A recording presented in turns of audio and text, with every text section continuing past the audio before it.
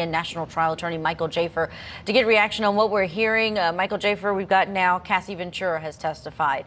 Mia, who was testifying under a pseudonym, someone who worked for Combs, talked about abuse and rape. And now we have a third person, a girlfriend, going under by the name Jane there. Are we getting closer, do you think, to the prosecution fully proving this in front of a jury? Yeah, that's what I was thinking on the when I was hearing what Kelly was saying. Yeah, I think they've proven their case. I think they've reached their burden at this point. They've tied it in. They've tied in the fact that, first of all, he crossed state lines. There was more than 2 incidents in the last 10 years. He used his underlings. He used coercion. He did everything. He basically fit into the racketeering framework at this point. I think the state's going to keep going. But also one more thing, Julia.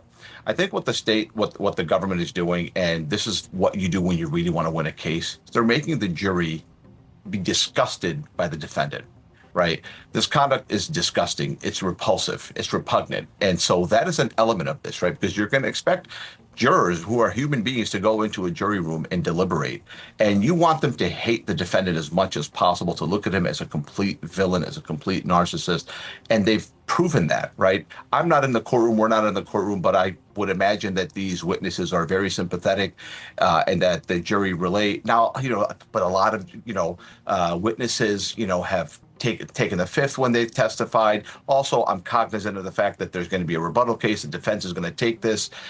In addition to cross-examining these people, they're going to have their own witnesses. They're going to put evidence on. They're going to harvest their own data.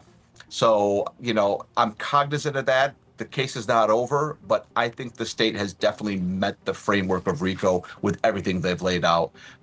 This is just a very disgusting fact pattern, but the government wanted it that way, and it helps them get a conviction. Playing out in front of these jurors. I keep thinking about this one juror during jury selection.